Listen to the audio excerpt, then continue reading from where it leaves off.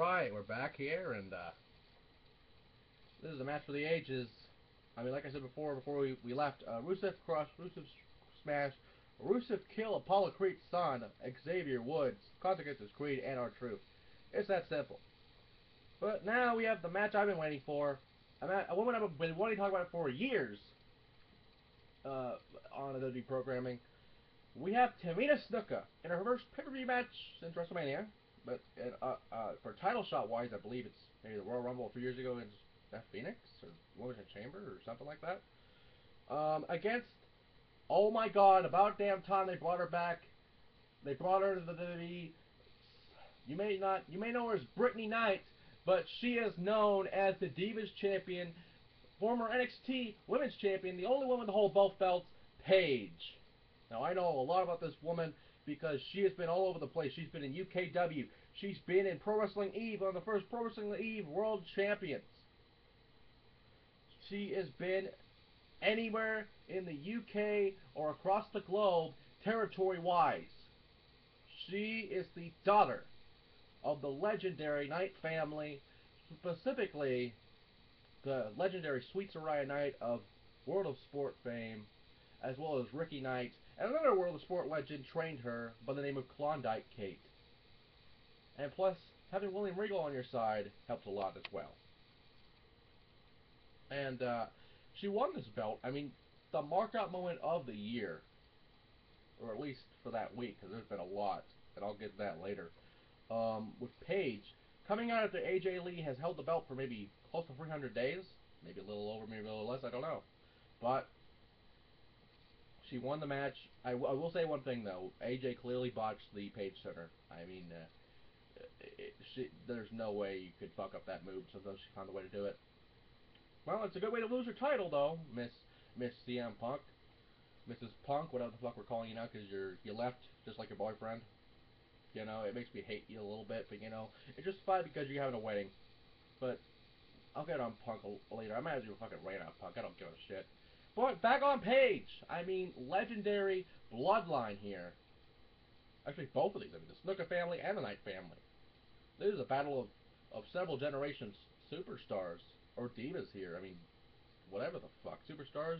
Let's go on superstars because they're not your typical diva. They are women's wrestlers. Paige is the anti-diva for a reason, and this is only her second title defense. With that, less on Raw being her first against Nikki Bella to clearly hype up the Kane Bryan match. We'll talk about it later. But I mean, Paige, there's no way she lose the belt. I mean, Tamina deserves it. Tamina deserves the title, but there's no way Paige will lose the belt on the second title defense. This is only her second title defense, not counting live events if there have been any. But I am interested into seeing how Paige will apply the Scorpion Crosslock, a move used by Bull Nakano back in the day to lock it in on a woman the size of Tamina. That'll be interesting. If that doesn't happen, the Paige turn is always there, though. So Paige will win this either way. I highly doubt Tamina will win. I wish she could, but she's going off the AJ push right now, and that's the only thing that's going for her right now. It's that. These are very simple predictions here. The match. Oh, actually, that's later. But this is a match I'm looking forward to. B&B versus Big E. Bad News Barrett versus Big E Langston. You know, we had a tournament to determine an Intercontinental Championship contender. And like I said with Rob Van Dam earlier, I honestly wanted to see Cesaro and Barrett go in the finals, but as soon as Rob Van Dam was in, I knew Bad News Barrett was going to win, because you can have face versus face. It's booking 101, heel versus face for a title. It makes sense, it always has, and it's always watchable. I mean, Big E Langston has held this belt for a very long time now. I mean, very well deserving of him having this belt. But Bad News Barrett has a new gimmick. Vince McMahon is very high on this gimmick. And Bad News Barrett will win this match. I mean, it's that simple. These are all very simple predictions. I hate saying that. WWE has become less predictable a little bit. But, I mean, they still are very predictable. I mean, they have the network. I mean, anything's possible. You can watch every single match on the network and say, oh, this will happen, this will happen, this will happen. And you might be right 90% of the time. And let's throw that Russo curveball every once in a while. But Bad News Barrett will win this match. But I do not doubt that Big E could retain. But if you're going to push hit this guy to a world title, The Intercontinental belt used to be a stepping stone. It is a piss break belt now, which I hate saying about the Intercontinental Championship. But the fact is, you have made it into a mid card shit belt. It's even lower card. The Money in the Bank is pretty much our mid card belt nowadays. Our mid card belts are pretty much the World Heavyweight title and the Money in the Bank briefcases. But now, since you have unified the belts, I mean, you can kind of push one of them back up. I mean, at least unify the United States belt that the United States hasn't defended ever. But yeah, Barrett will win this match. But here is the match I've been waiting for. The match that I have loved the build-up to. John Cena versus Bray Wyatt inside a steel cage. And if you saw Life on Raw, I have never marked artists hard for an opening of a show since Evolution back in the day. But now, Bray Wyatt has this song that he has the whole world in his hands, and he has this choir. At first I thought it was a Sister Abigail moment, where the one woman is singing and then there's a bunch of people singing with her, but it's like a children's choir, like the Mormon Tabernacle Choir, whatever the fuck they are, and they're singing this song, and Bray Wyatt comes out and he's singing with them, and at the end, there are sheep masks, and Sister Abigail is on Bray Wyatt's lap. It is a beautiful promo, one of the best promos of the year. Besides the fact that Cena was silent in one, and he was bitching and moaning, saying, "What? Oh, what was me? Why are you giving me this hate? Why are you giving me all these matches against the Wyatts? Why the fuck not? You had it coming, John Boy." And this Sunday, the message of the Wyatts will cometh.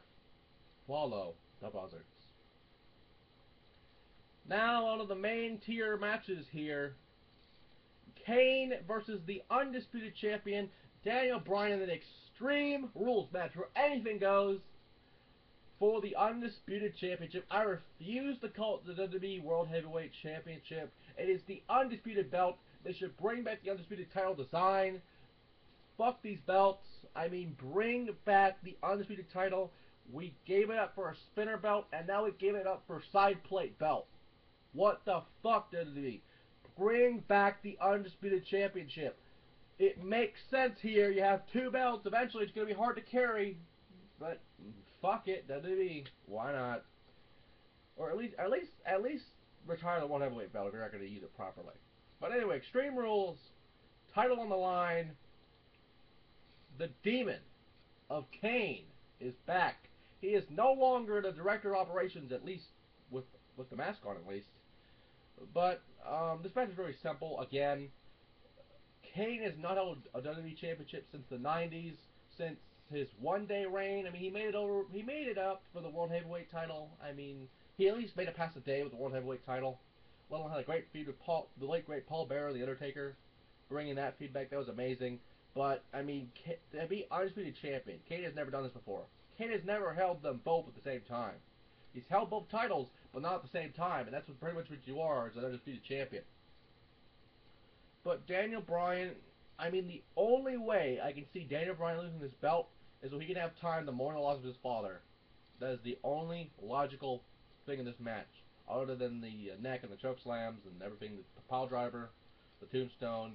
I mean it's smart booking, but we're not dumb. Well, at least I'm not. The only way Kane will win this match is if it is for Daniel to have time off, and this is his first title defense, if I'm not mistaken, so he will not lose the belt. I mean, that's a given for a champion in this age of WWE. They want long title reigns nowadays. So if you're a champion, your first title defense is a walk in the park, because you'll know you will retain your belt. It's that simple. And when we come back, the final match, and all the build up with it.